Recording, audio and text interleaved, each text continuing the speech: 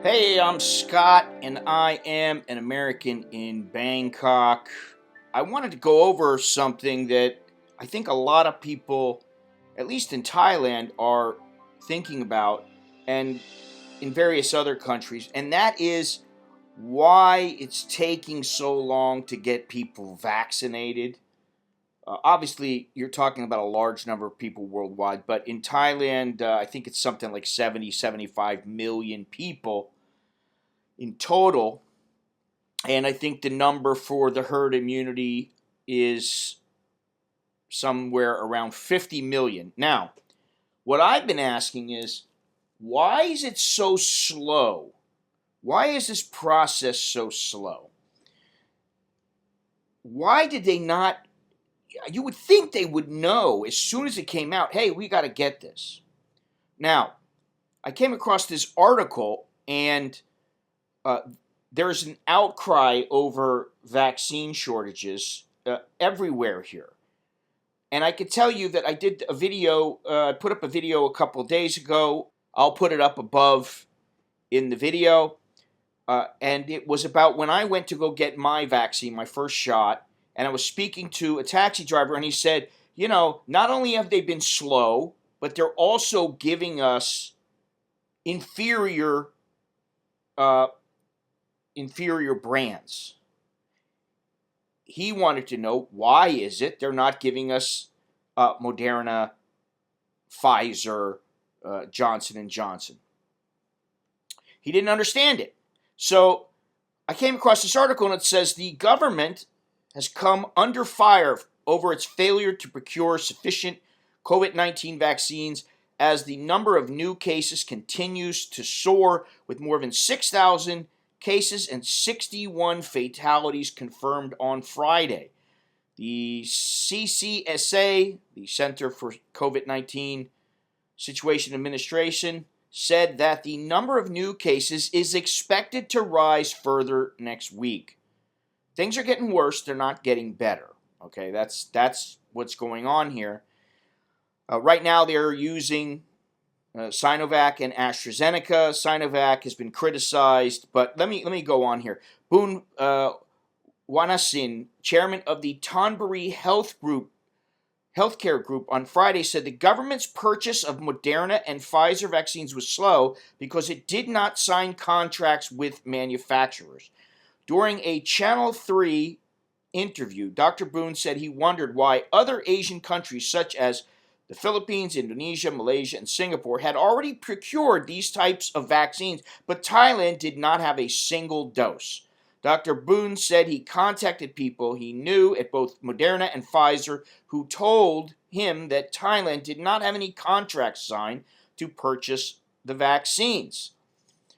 I want the government to explain why the purchase of mRNA vaccines was slow. We don't have the vaccines, even though the mRNA vaccines from Moderna and Pfizer are the most effective with few side effects, he added. He said that Tonbury Hospital was ready to buy 50 million vaccine doses from the two producers in October last year, but they would not sell COVID-19 vaccines directly to private companies. Now, I remember hearing about this, and so this is a major hiccup. Dr. Boone said that the government was waiting for vaccines from only one manufacturer, AstraZeneca, and now the rising demand for the vaccines has far outstripped the company's production. Apparently, they were set to deliver 10 million doses, but because there is such a demand for these vaccines, they had to cut the order back down to 5 million. So I'm assuming the other 5 million will come eventually, but instead of an order that's coming into the country of 10 million, it's only going to be 5 million. In response, the government chose to buy Sinovac vaccines, but the vaccine's quality was not as good as that of mRNA vaccines, Dr. Boone said. The government has been too complacent, despite medical experts' warnings about the highly contagious new variants of the virus, he added. Now listen, if I'm worried about anything, and I'm not all that worried, to be honest, but if I'm a little bit worried about anything, it is that I'll get vaccinated, I'll even get a booster, and yet it's never going to be enough. They're going to keep sticking you with stuff and to counter these variants. And when's it going to end? Is it ever going to end? I mean, I personally don't want to think I need to get vaccinated once a month or something like that if I want to stay alive. Hopefully that's not going to happen. I don't see it happening, and I'll take my chances at this point. I'd rather not. I'll get these 2 doses and a booster, and then after that, I'll play it by ear. But responding to the criticism, Deputy Prime Minister and Public Health Minister Anutin Charnvirakul, I'm not going to say anything, said the government and the ministry had no duty to draw up contracts to buy the mRNA vaccines in question or make payments in advance. They had no duty. Okay. Private hospitals must make purchase agreements with the manufacturers and inform the ministry of the number of vaccine doses they want to buy, Mr. Anutin said, adding the ministry will act only as a go-between. He dismissed as untrue the criticism that the ministry had dragged its feet over the purchase of the vaccines for several months.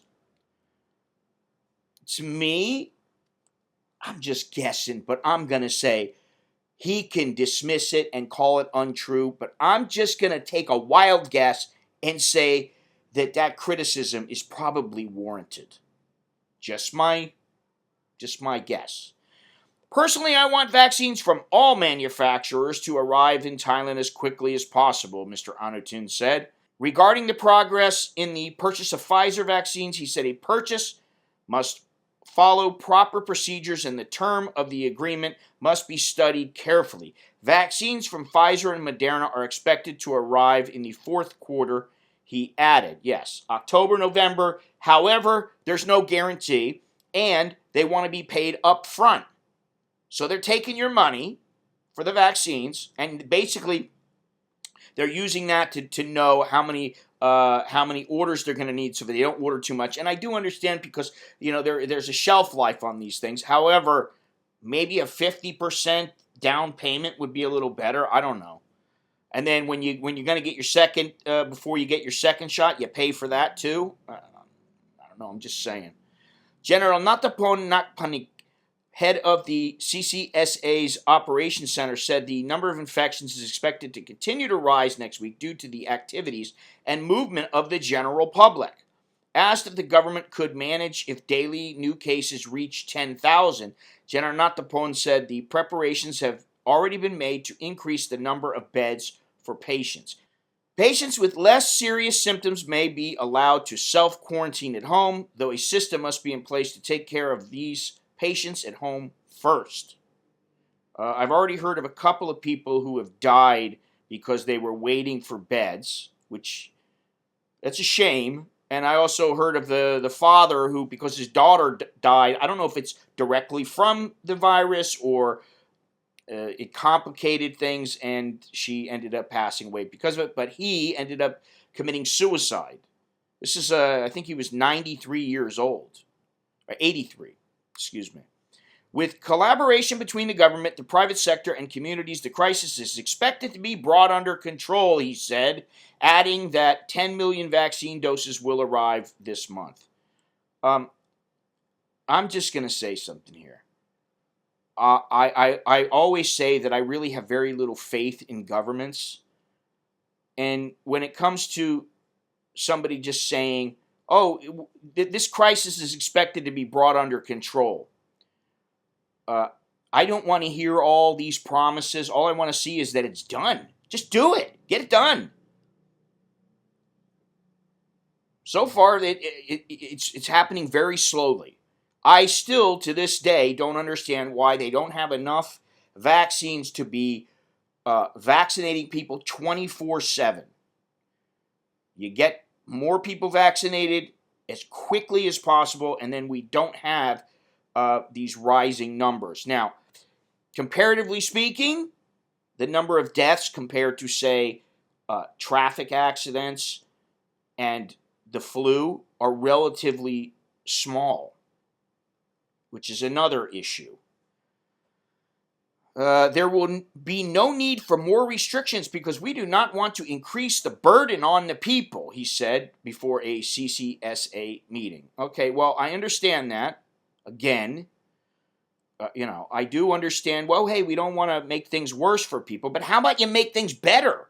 Isn't there a way to make things better? Maybe, I guess Phuket could be, the sandbox plan could be construed as something they're trying to make better.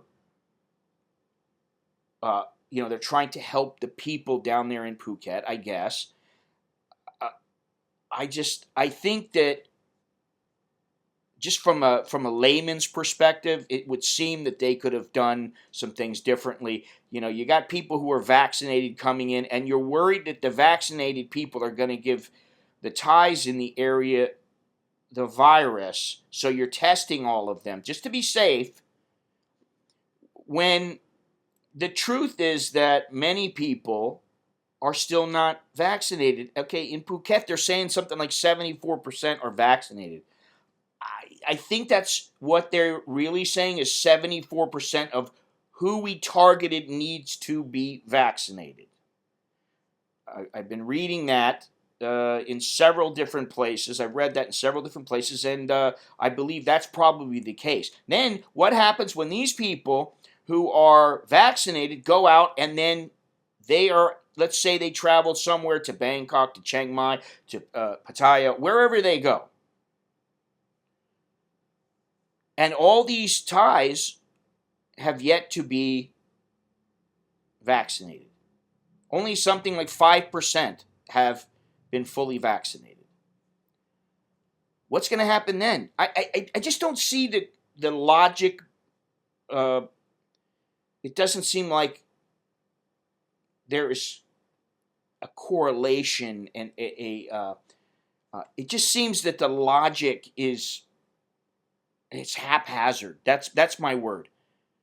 It seems like the logic is haphazard.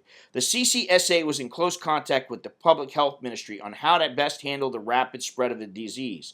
General Natapon said speeding up the rate of vaccinations and strict enforcement of the existing regulations for both people and businesses was needed. Okay, I'll agree with that. They do seem to be enforcing things. Just look at some of the people like the bar girls who were live streaming in their residence. They all live together, and yet they're live streaming, but they're not allowed to do it. I think that's how it worked.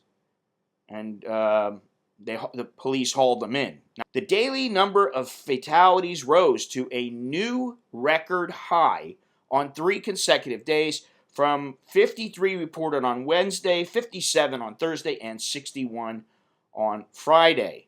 Today, there was 6,230 infections and 41 deaths. Of those 6,230, 294 were in the Thai prison system. So the average number of deaths each day has been 50 people. Now, it may sound like this is very few people. And I agree, 50 is not a large number. Tell that to all the families who have lost loved ones. My question remains, though, are they counting people who are 80 years old, 90 years old, they're sickly, and then they catch the COVID and they end up dying? Or are they counting most of these people young, healthy, strong individuals, or older, strong, healthy individuals? But at some point, I would think we are going to have to learn to live with this. And I think, at least here, we're not anywhere near that point yet. I don't even know what to say anymore. It seems like the only thing that people talk about is this virus, because it affects everybody around the world. This virus extends its tentacles into everything and destroys everything. Anyway, smash that like button, leave a comment, share, and also subscribe. I'm Scott. I'm an American in Bangkok. Until next time, choke D, jerk and my. That's good luck, and see you later.